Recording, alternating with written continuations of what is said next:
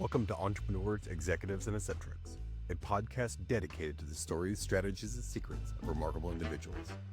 Join us as we engage in enlightening conversations with intriguing entrepreneurs, accomplished executives, and fascinating eccentrics, exploring their journeys, triumphs, and unconventional wisdom that has shaped their success. Get ready to meet retired U.S. Army General David Petraeus, one of the most decorated and influential leaders of our time. From leading U.S. forces in Afghanistan and Iraq to serving as the director of the CIA, is now shaping strategy as chairman of the KKR Global Institute. In this episode, we'll uncover his insights on navigating massive transformations, the future of global economy, and timeless principles of leadership that inspire action and impact. General, tell me who you are and what you do.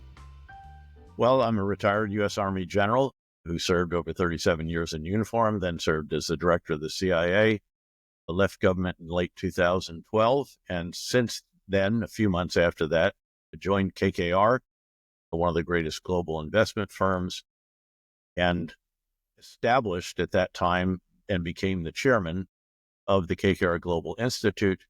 I was made a partner a year later and have been with KKR ever since. I've also had various academic positions over the years, having done a PhD at Princeton in a combination of international relations and economics when I was a captain. And currently I'm the Kissinger Fellow at Yale. I'm also on a couple of boards, also strategic advisor for various firms. I'm invested in over 30 startups personally, and the speaking circuit in a variety of nonprofits as well. Well, I mean, after being in the military for so long, it had to be a little jarring entering the public kind of sector. How did that go exactly? I would imagine it goes from people, just kind of standing at attention, and there's tens of thousands of humans that are kind of listening to what you say, right? It's got to be a very different role in the private sector, or is it? Well, in my case, I just continued to do what I'd already been doing. As the director of a CIA, or frankly, a commander of a war or a couple of wars, what you're doing is basically discussing what's going on in your theater in the world. As a CIA director for the National Security Team, in this case, I do it for the investment committee of KKR, the various industry teams for our various investors, as we're all trying to understand the world in which we're investing together. And indeed, KKR has grown very substantially while I've been there. Over the last nearly 12 years, has grown from $83 billion under management when I joined in mid-2013 to over 650 roughly as we are today in assets under management. So it's been quite an extraordinary period. But my focus has been on what I've always focused on, which is geopolitics, trends, developments, implications of wars, and so forth. So, I mean, just briefly speaking, I mean, KKR probably has many theses, but what is the primary thesis of that organization? Well, it is basically always to find companies in which you can invest and increase the value in those companies. It's to help them grow, help them get better at what it is that they do. And needless to say, in the world in which we invest, you help the company achieve all of that. And then at a certain point, you either take it public or you sell it. And of course, ideally, you will end up with a good deal more than what you invested in the first place for our investors, and then obviously for ourselves as well. Yeah, I would imagine the understanding of the historical context and having a very breadth, width of knowledge of kind of history and how things go, that would absolutely serve you, and obviously served you well as your role as a general. Now, it also feels like the CEO or the kind of head of that organization, not CEO, those things also are helpful as well, right? It's the management of giant ideas and kind of large theses, and the management of ultimate, sure. Right? Now, again, we have three primary tasks, the KKR Global Institute, for the investment firm. The first and foremost is to identify geopolitical risks during the diligence process and ensure that we can mitigate them sufficiently that they will not prevent a successful outcome. The second, and by the way, in a number of occasions, we have said we should not do this deal because of the geopolitical risks that we identify. and we have not done that. And our analysis, our judgment was validated within typically a few years in each case. Second is to support our companies. We own over 120 companies around the world. They sometimes own as many as 120 themselves. In the case of one of the huge media conglomerates, which we have in Europe, but also now in North America, we have minority investments in another 120 or so firms. And when they run into challenges, it can be very helpful to them to have someone who has the relationships that he built over nearly 40 years in government service and now have sought to maintain in the subsequent 12 years with KKR. And this has happened in dozens of occasions where there are issues that arise and where it's just helpful for them to have someone come in who can engage with whatever respective entity in a government or what have you that is causing challenges for a particular company that we own or in which we have a minority investment. The third is to spend time with our major investors so that we are all discussing the world in which we're trying to invest together well, and in particular to relay certain trends, developments, and so forth. What are the implications of what's going on in the world? And keep in mind that during the time that I've been at KKR, the world has transformed dramatically. There's seismic change. We've gone from a world that could be described as one of benign globalization back in, again, 2013, in which all the barriers to trade, investment, data flows, capital flows were being reduced, and globalization, as measured by global trade, was going up like this. In that period, economics largely drove geopolitics. Now, geopolitics are back with a vengeance. The so-called holiday from history is over. Instead of a world of benign globalization, we're in a world of renewed great power rivalries. And all of those barriers to trade, investment, capital, and data flows have been going up instead of going down. We're in an era of renewed protectionism, industrial policy, and that's not just with the new administration in the U.S. This has been happening for a number of years. I remember that it was the Biden administration that put 100% tariffs on Chinese electric vehicles.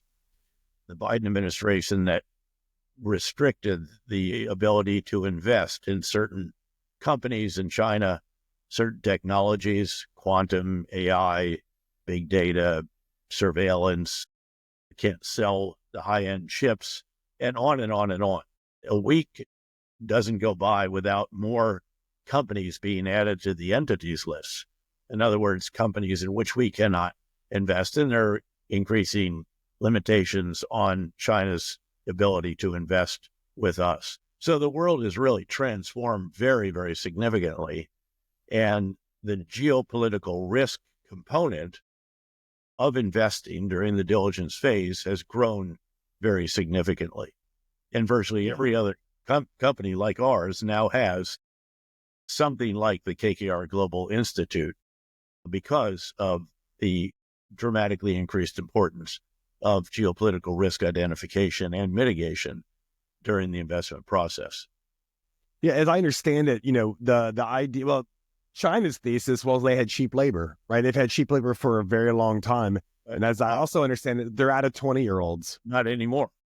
They now have labor costs have gone up quite considerably. There are certain sectors now in which labor costs are higher in China than they are in Mexico. And of course, there's huge implications of that. Just the sheer rise in labor costs has been advantageous to a number of Southeast Asian and South Asian countries. Again, it's this kind of trend or development that we seek to distill, because this is what guides our deal teams as they are looking for new opportunities that are created by what is going on in various places in the world. You also have a number of others like the rise of the robots, friendshoring, nearshoring, and again, I can go on and on.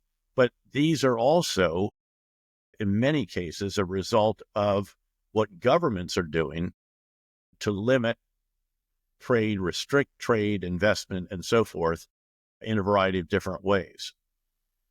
Yeah, I see demographic cliffs already happening in Germany, Russia, China, kind of all the historic big players in the last 25, 30 years. And now they're all out of 20-year-olds and they're getting ready to be out of 30-year-olds. Right. And then you kind of look at the United States, we're kind of uniquely suited in Mexico. You need for that demographics to kind of catch up. It's a matter of, but it takes forever to move manufacturing bases. And there's so much change going on right now. I don't even know how you keep it all loaded up in your head. Well, this is what we do. Again, you do is you have to identify the trends, the developments, and then nail down what are the implications of this when it comes to investment opportunities. There's another task that we have taken on from time to time at KKR, and that is to identify countries in which we are not invested, but should be invested. And for example, we championed that with the case of the Philippines, some other Southeast Asian countries, et cetera, around the world. We did our first investment ever in the former Yugoslavia. And by the way, we had challenges in every one of those countries, but we were able to resolve those in every one as well. It was a telecoms company. We invested about $1.5 billion in it and ultimately exited it at a $2 billion mark. And it's also given us the confidence to invest in Mexico, although there are increasing challenges there, needless to say, having to do with the erosion of the rule of law, but also Colombia, Peru, Chile in certain sectors and so on. So again, the whole role of what it is that we do has become vastly more important over the course of the last decade or so. It's interesting as you've kind of moved through your career, and I tell me how far off I am on this. It feels like you go from an execution details to more of the thesis details, the higher you rise, right? And the ability to keep those larger theses in your head, whether it's war, whether it's management of partners, whether all the things that kind of goes into this giant octopus that you were having to manage, whether it was under the CIA or CENTCOM or wherever you were at the time. How do you get there? How do you do that? I mean, do you really just try to make sure you keep the important stuff face forward and then kind of push the details off to the people under you? How are you managing that much movement? Well, between my 3 and 4 star tours in Iraq, when we developed the counterinsurgency field manual, overhauled every aspect of preparation of our forces, our leaders, our staffs for deployment to Iraq and also Afghanistan, conduct of counterinsurgency operations and so forth. I also developed an intellectual construct for strategic leadership. That's the leadership at the very top of an organization, which consisted of 4 tasks. The first is to get the big ideas right, to craft the right strategy. In the case of conflict, it's to understand your forces, the enemy forces, the context in which they're engaging, the physical terrain, the human terrain, how a country is supposed to operate, how it really operates, all the elements of society, the neighborhood, and so forth, and get the big ideas right, craft the right strategy. And in the case of the surge in Iraq, for example, the big ideas were 180 degrees different from what we'd been doing. We had been clearing and leaving areas, and now we needed to clear, hold, and build. And the only way we could ensure security and serve the people of Iraq, which was the number one function, establish security, because without that, nothing else can happen, was to go back into the neighborhoods, stay there, gated communities, biometric ID cards, and all the rest. Then you have to communicate the big ideas effectively through the breadth and depth of the organization and to all who have a stake in the outcome of that endeavor. In the case of Iraq, of course, this is not just all of our soldiers, sailors, airmen, Marines, and civilians of the multinational force. It's also our Iraqi counterparts. It's the Iraqi White House. It's our White House, number 10 Downing Street. It's the American people. It's America's mothers and fathers who have their young men and women under our command. The third task is to oversee the implementation of the big ideas, what we normally think of as leadership. This is the example the leader provides, the inspiration, the energy. It's attracting the best and brightest and hanging on to them as long as you can. It's letting those who are not measuring up to move on to something else. It's the organizational architecture that you design for that undertaking. None are alike. It is the metrics that you use to determine whether you're making progress or experiencing setbacks.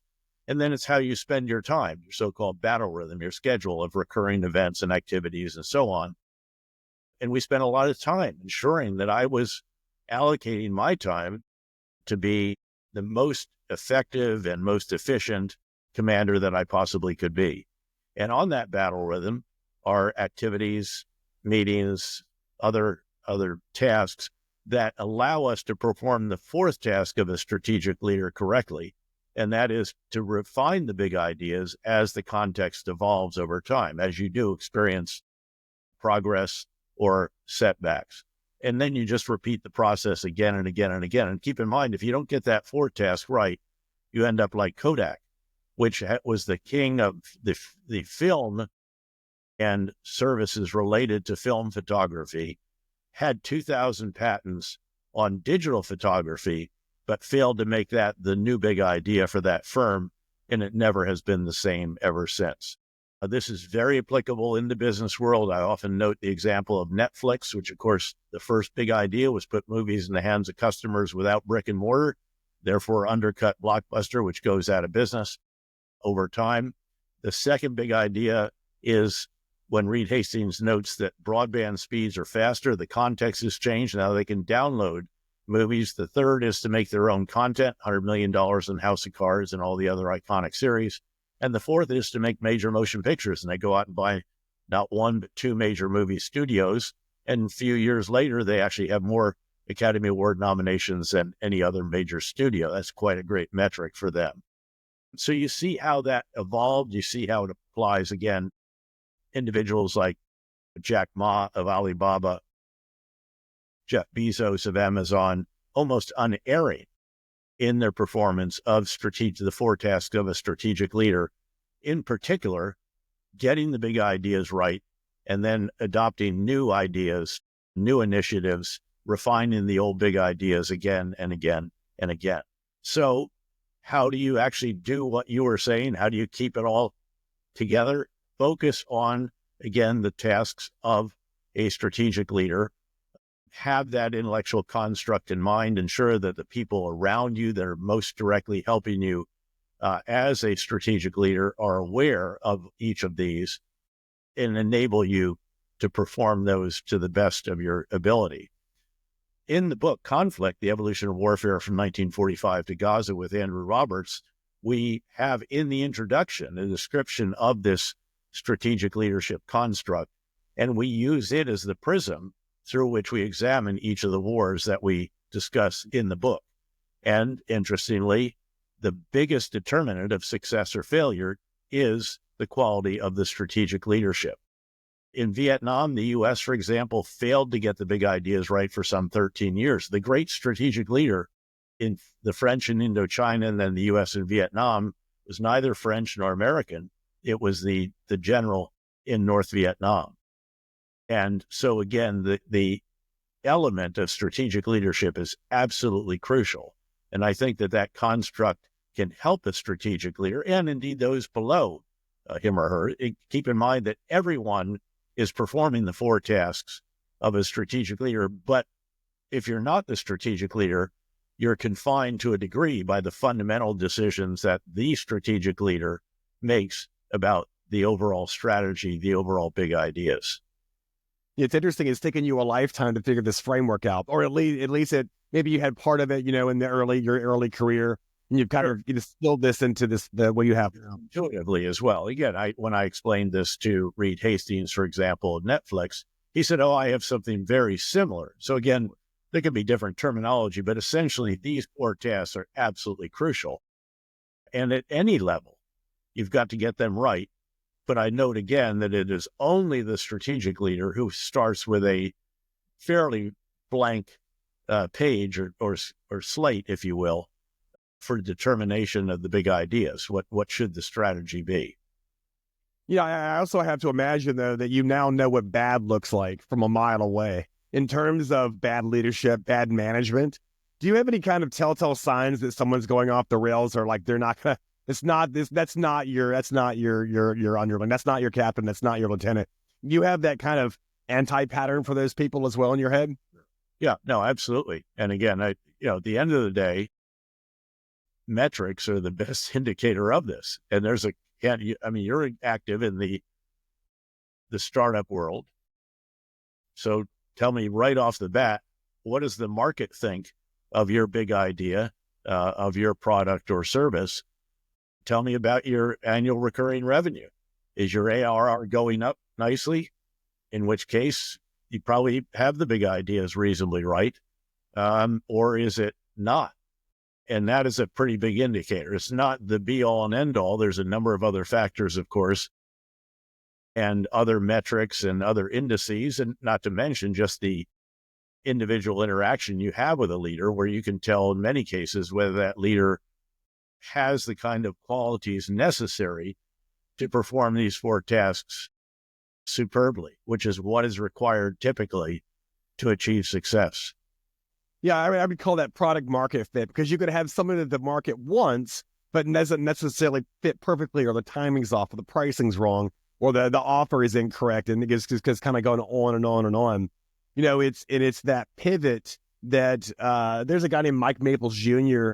He's the PE called Floodgate, one of like top 4 or 5 early investor in Twitter, on and on and on.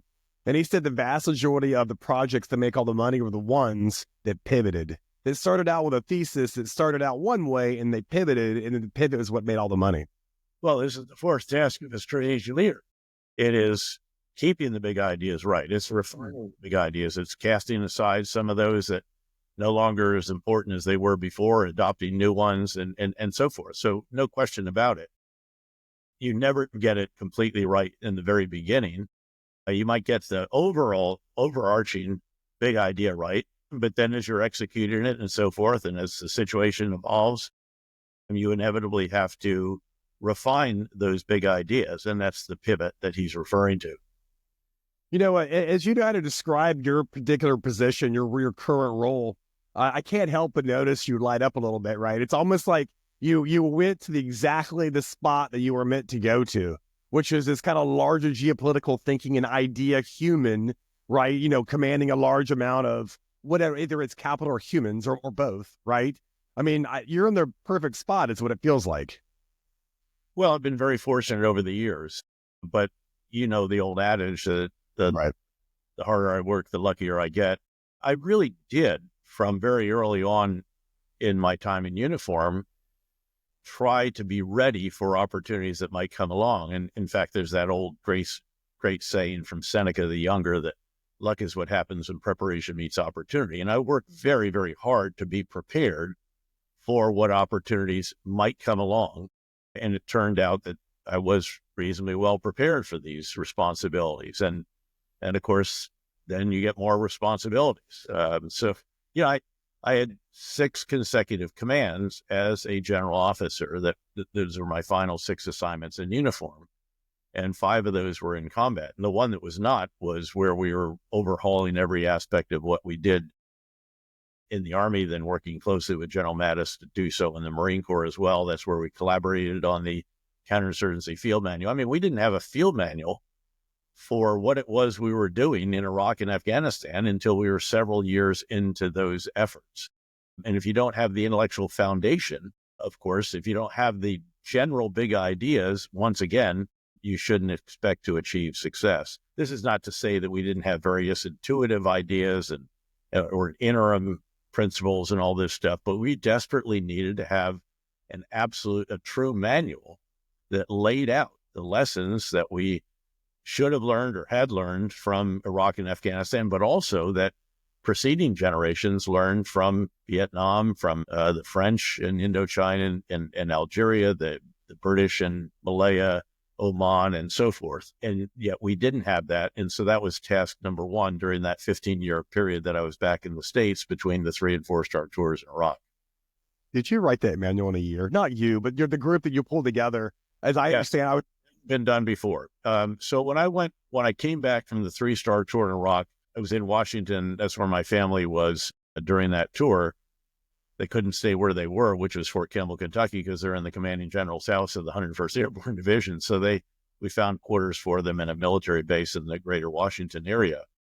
And I went by the Pentagon to see the chief of staff and ask him, you have any guidance for me in this new command, where I had 5 or 6 different hats, if you will, 5 or 6 different positions. And if you use all the authorities that came with all of those, you could really we called it the intellectual critical mass for our army.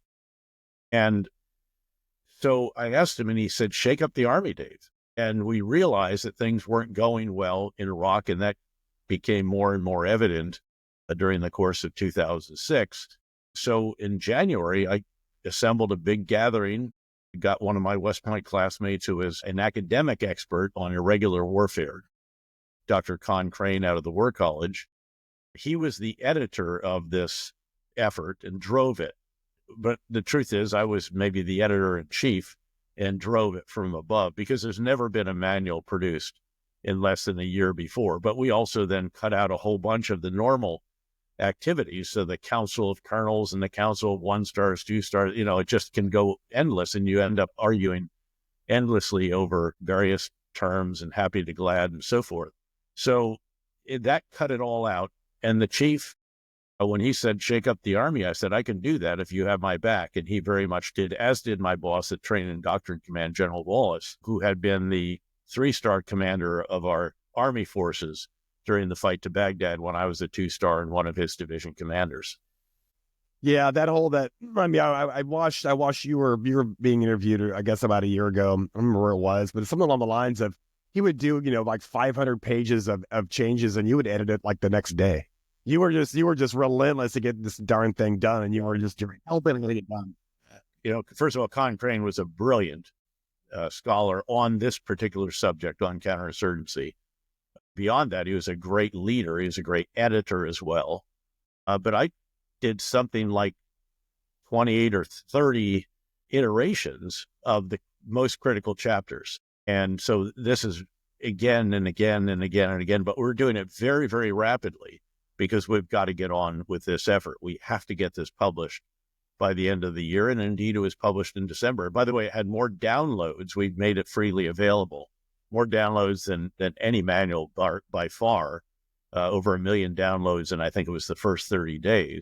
So it was struck a resonant chord as well. And then there are individuals that actually slapped a preface or a forward on it and made it into a commercial product, because, of course, we made it into an openly available document.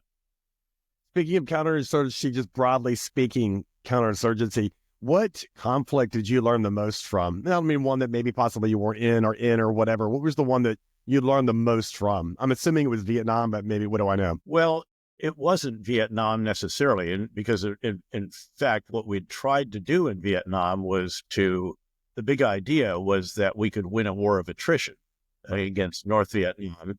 And of course, they could escalate every time we did. And we brought in our big units, and we were thrashing around in the jungle, killing 10 of them for every one of us. But the effects were very ephemeral. What we needed to do is focus on security of the people, not taking Hamburger Hill and then leaving it 3 weeks later, which allows the enemy to return, of course.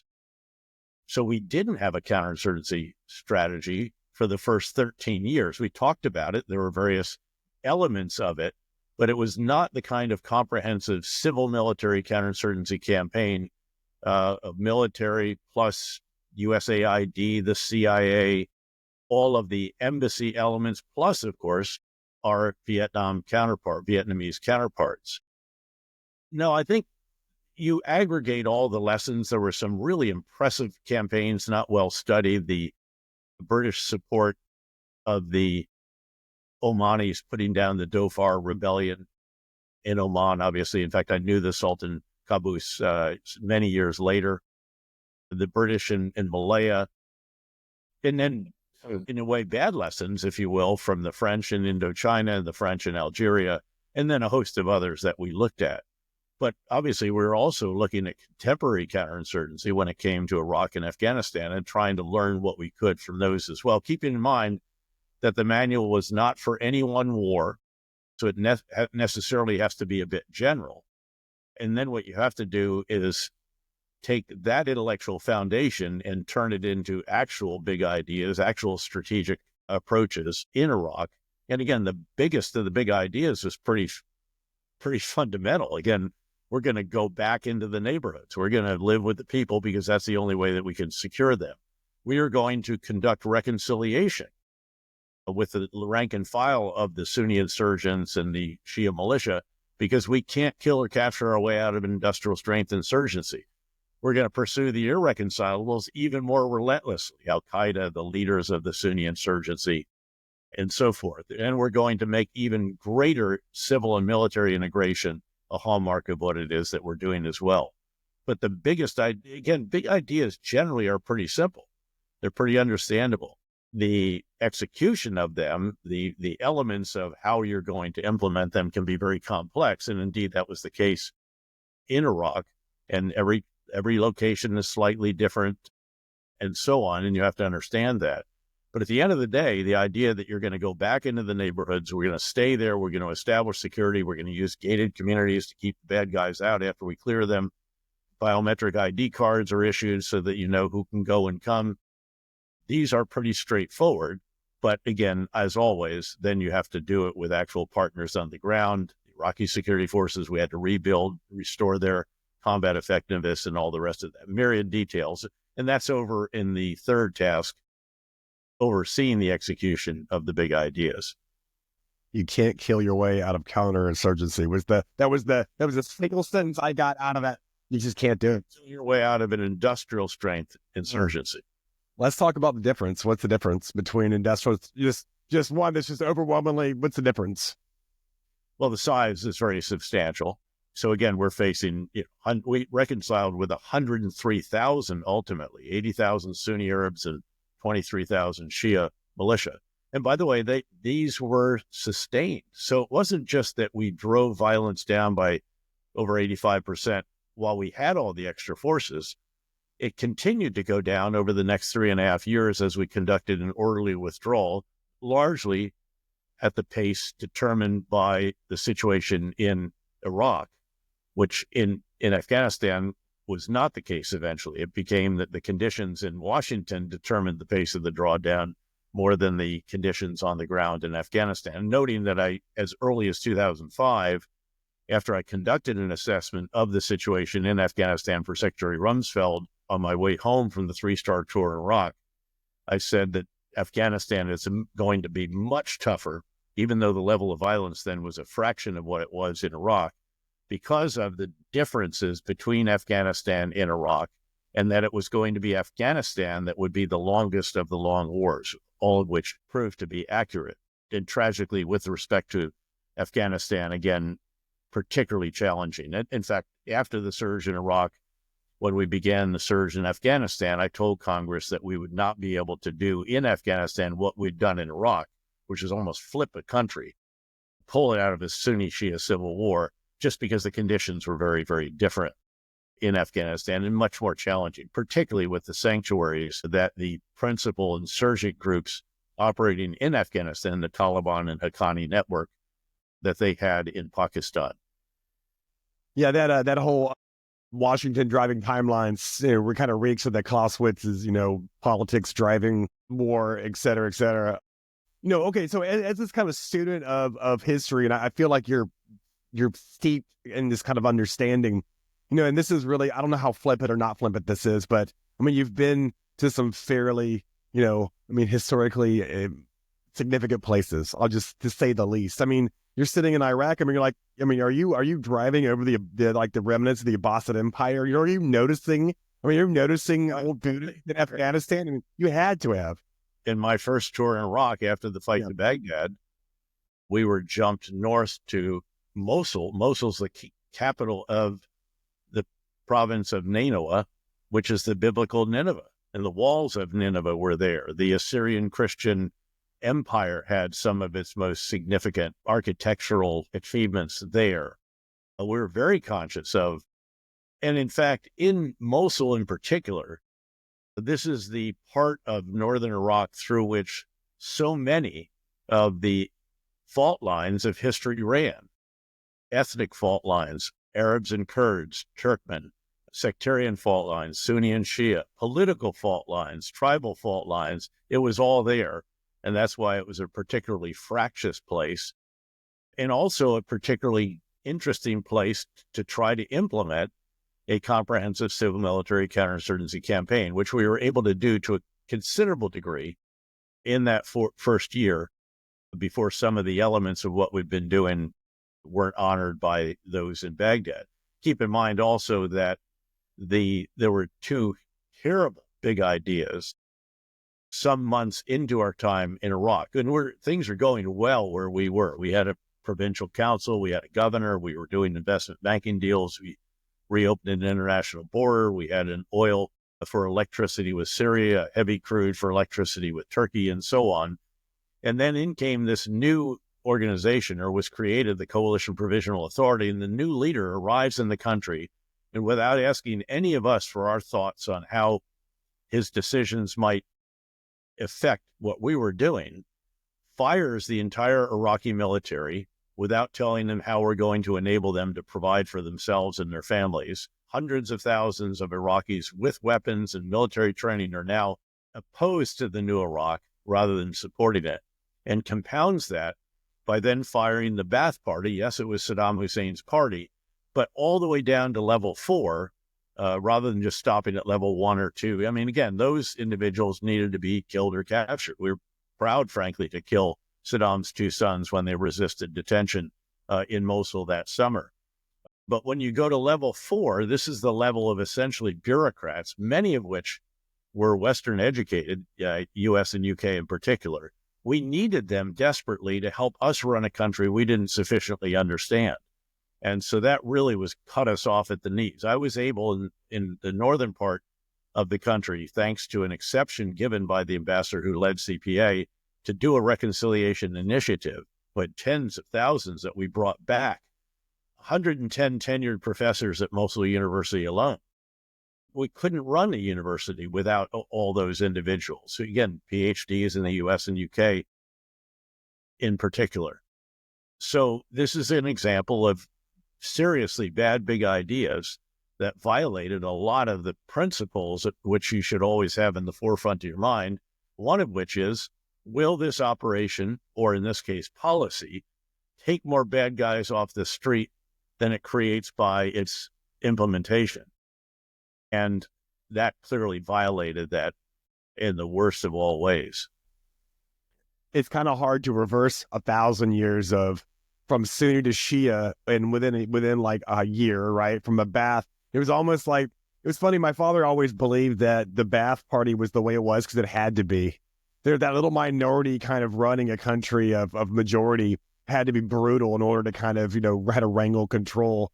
And then, we come in, we kind of flip the script a little bit, and it was all these unintended consequences. I don't know that we could have seen, or that we just were trying to handle them as they came along. I mean, I don't really know where I'm going with it other than, wow, what a 10,000 things happening all at once. Well, regime change doesn't always turn out the way that you hope it will. Right. And I used to have ringing in my ears all the time the words of Bernard Lewis, a great Princeton professor in Near East affairs, who used to say that democracy is strong medicine in the Middle East. It should be administered small doses at a time.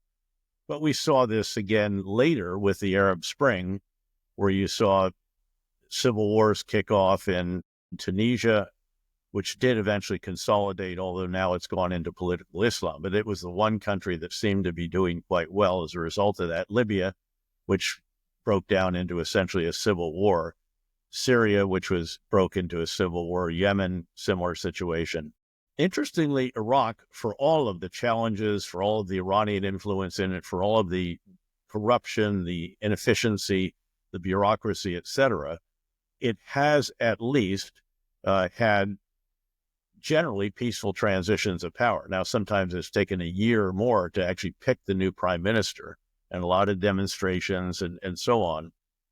It has generally, again, continued along, albeit with the disastrous big ideas announced by the prime minister of Iraq after our final combat forces left in late 2011, where he preferred charges against the senior Sunni Arab political figure, Vice President Tariq al-Hashmi, and his security detail, then the Minister of Finance, Sunni, then a parliamentarian from Anbar, Sunni, etc.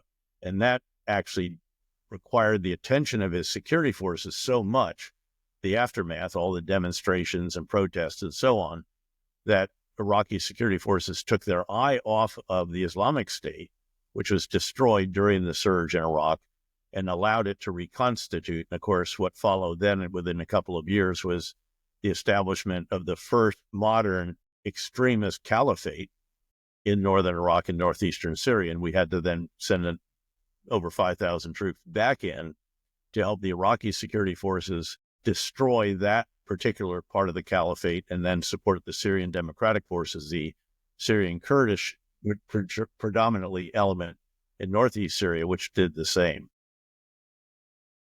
It's fascinating, and it's not done yet, right? We're between now and the next 100. I mean, sure, no, it's a constant work in progress, and of course the worry is always that Iran will achieve what it wants to do in the land of the two rivers, the Tigris and Euphrates, which would be to Lebanonize Iraq.